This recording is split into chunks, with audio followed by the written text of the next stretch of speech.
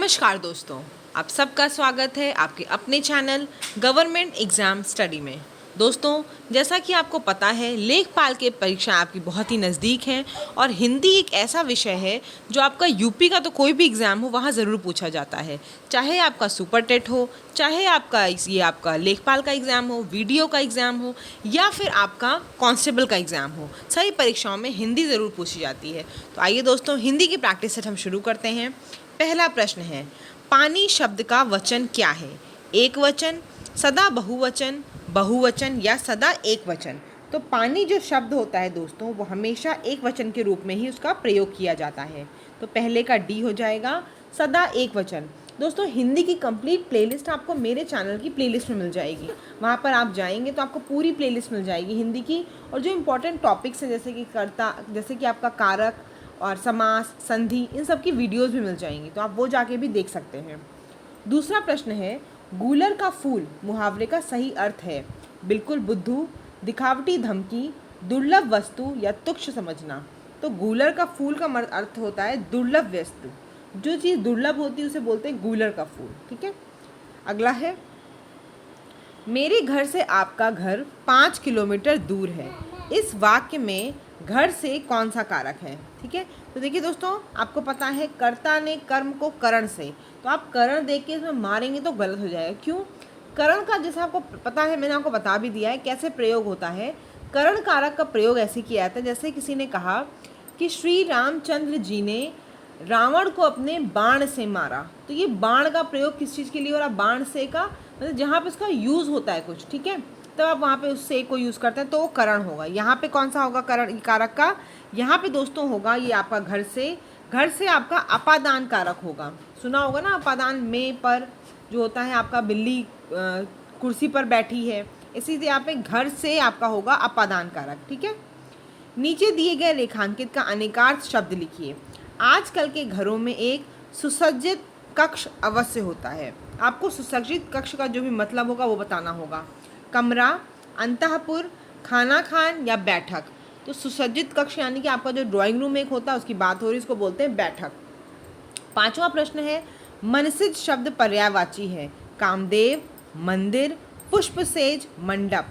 तो मनसिज जो है पर्यायवाची किसका है? कामदेव का है। मैंने आपसे कई बार बताया है, आप प्रीवियस ईयर ज़रूर लगाते चलिए। प्रैक्टिस सेट किसी अच्छी बुक से ज़रूर करिए, क्योंकि इससे क्या होगा, जो पर्यायवाची होते हैं वो हमेशा रिपीटेड आते हैं। ठीक है। तो आपको अलग से एक्स्ट्रा पढ़ने की ज़रूरत नहीं, कुछ ही वर्ड्स की पर्यायवाची को अच्छे से रट डालिए। कामदेव हो गया आपका, कमल हो गया, बादल हो गया, समुद्र हो गया, नौका हो गया, युवती हो गया, बेटी हो गया, इन्हीं सब का आता है। सूर्य हो गया, पढ़ डालिए। नदी हो गया। ठीक है। मैं खाना खा चुका था। इस वाक्य में कौन सा भूतकालिक भेद है? सामान्य भूत, पूर्ण भूत, आसन्न भूत या फिर संदिग्ध भूत। तो छठे का वैसे तो आपको दिख रहा है कि मैं खाना खा चुका था, यानी कि पूर्ण भूतकाल है आपका ये। एक बात और बताऊं आपको, इससे पहले प्रीवियस जो पेपर लगवाया था मैंने, वहाँ बताया था आपको ये वाला टर्म। आसन्न भूत क्या होता है? आसन्न भूत होता है जैसे अभी अभी बोलेंगे मैंने अभी अभी खाना खाया था, तो वो क्या है आपका भूतकाल तो है लेकिन आसन्न भूत है। ठीक है।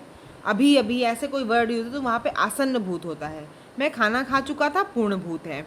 सातवां प्रश्न देखते हैं, क्रिया के किस रूप में कर्ता के अनुसार लिंग परिवर्तन नहीं होता है? वर्तमान कालिक रूप में, भविष्यकालिक रूप में, भूतकालिक रूप में या फिर आज्ञार्थक रूप में। तो सातवें का क्या होगा दोस्तों, बताइए। सातवें का सी होगा। क्रिया के किस रूप में होती है, अनुसार लिंग परिवर्तन नहीं होता है? भूतकालिक रूप में। ठीक है। सातवें का आपका सी है। चलिए आठवां प्रश्न देख लेते हैं। जिसकी ग्रीवा सुंदर हो, इस वाक्यांश के लिए उपयुक्त एक शब्द का क्या निर्माण होता है? सुलोचन, सुग्रीव, सुनयन या सुषुप्सा। तो जिसकी ग्रीवा सुंदर हो उसको क्या बोलते हैं? उसको बोलते हैं सुग्रीव। उसने तो मेरी आंखें खोल दी। रेखांकित मुहावरे का अर्थ क्या होगा? भ्रम को दूर करना, किसी बात पर ध्यान न देना, स्वागत के लिए राह देखना या फिर अंधकार दूर करना। उसने तो मेरी आंखें खोल दी, इसका मतलब होता है भ्रम को दूर करना। तो 9 का आपका क्या हो जाएगा उत्तर? ए। दोस्तों, आप साथ के साथ अपने आंसर खुद भी लिखते चलिए कॉपी में, और लास्ट में कमेंट सेक्शन में ज़रूर बताइए कि आपके कितने मार्क्स आ रहे हैं। आगे देख लेते हैं दोस्तों। 10वां प्रश्न है, चमड़ी जाए पर दमड़ी न जाए, इस लोकोक्ति का निम्नलिखित में से उपयुक्त अर्थ चुनिए। बहुत गरीब, बहुत सहनशील, बहुत कंजूसी या फिर बहुत बीमार। तो 10 का क्या होगा? चमड़ी जाए पर दमड़ी न जाए, इसका मतलब होता है बहुत कंजूस जो होता है उसको बोलते हैं। अगला देख लीजिए 11वां प्रश्न, पर्णकुटी शब्द का समास है तत्पुरुष, द्वंद्व, कर्मधारय, बहुव्रीहि। तो पर्णकुटी का क्या होगा दोस्तों? पर्णकुटी का होगा आपका तत्पुरुष समास। ठीक है, पर्णकुटी आपका क्या हो जाएगा? तत्पुरुष समास हो जाएगा। आगे देख लेते हैं 12वां प्रश्न, अतिथि की सेवा करने वाला, इस वाक्यांश के लिए एक शब्द निर्माण क्या है? अनागत, अनादृत, सेवक, आतिथेय। तो 12 का क्या हो जाएगा आपका? 12वें का डी हो जाएगा, अतिथि की सेवा करने वाला यानी कि आतिथेय। इनमें से वृहद का पर्यायवाची क्या है? सूक्ष्म, अंधकार, अलौकिक या फिर व्यापक। वृहद मतलब क्या होता है? कोई चीज़ बहुत बड़ी होती है, विस्तार वाली होती है। तो इसका क्या हो जाएगा? 13 का आपका डी हो जाएगा। वृहद का पर्यायवाची व्यापक। अगला देख लेते 14 प्रश्न, निम्न में से कौन सा शब्द स्त्रीलिंग है? चना, अरहर, बाजरा या फिर उड़द। तो क्या है इसका? 14 का क्या है आपका? 14 का बी है। कौन सा शब्द स्त्रीलिंग है? अरहर। महापुरुष में कौन सा समास है? तत्पुरुष, कर्मधारय, बहुव्रीहि, द्वंद्व। तो 15 का क्या है आपका? 15 का बी है। कौन सा समास है? कर्मधारय समास है।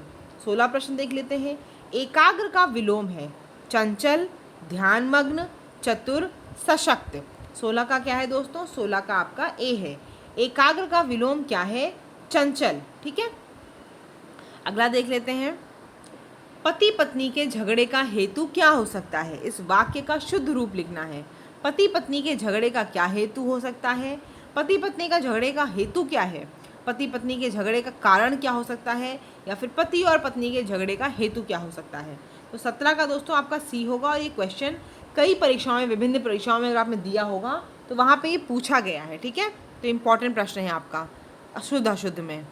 आगे देख लेते हैं दोस्तों 18वां प्रश्न।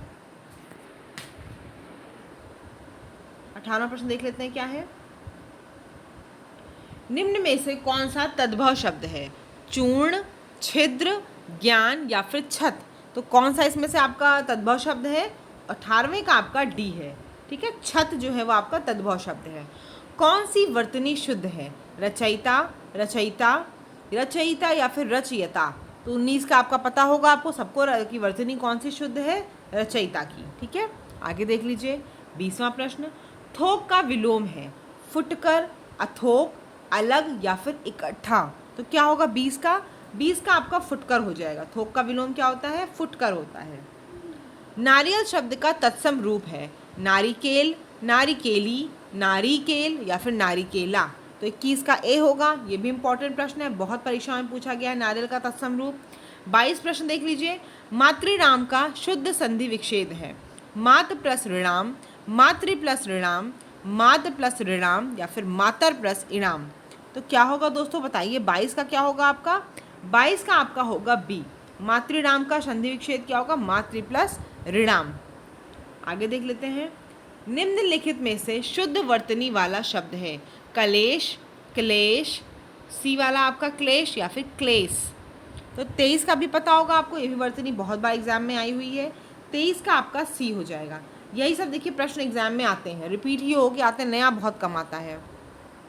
अब आपका गद्यांश है, क्योंकि आपको पता है आजकल परीक्षाओं में गद्यांश जरूर पूछे जा रहे हैं। तो गद्यांश में देखिए दोस्तों करना क्या है, मैं पूरा गद्यांश नहीं पढ़ूंगी, आपको वीडियो को 2 मिनट के लिए पॉज करना है, पूरा पैसेज ये पढ़ लेना है गद्यांश, और उसके बाद प्रश्न के उत्तर मेरे उत्तरों से मैच करा लेने हैं। ठीक है, आप पूरा पढ़ लीजिएगा। कुछ दूरदर्शन पर परिवार नियोजन के कार्यक्रम के लिए लिखा हुआ है, देख लीजिएगा।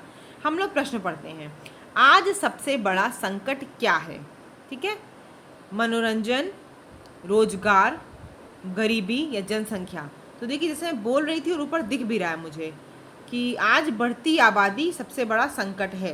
ठीक है, तो इसका मतलब क्या है? सबसे बड़ा संकट क्या है? 24 का आपका डी हो जाएगा। बढ़ती आबादी यानी कि जनसंख्या इसका हो जाएगा 24 का। आगे देख लीजिए 25वां, प्रौढ़ का अर्थ बताइए। अपरिपक्व, अनुभवहीन, वयस्क या फिर अशक्त। तो 25 का क्या होता है? प्रौढ़ का मतलब क्या होता है? वयस्क होता है। ठीक है दोस्तों, आज के लिए यही है। चैनल को सब्सक्राइब नहीं किया है तो ज़रूर कर लीजिएगा, और प्लेलिस्ट में जाके आप पूरी कंप्लीट प्लेलिस्ट हर एग्जाम की देख लीजिएगा।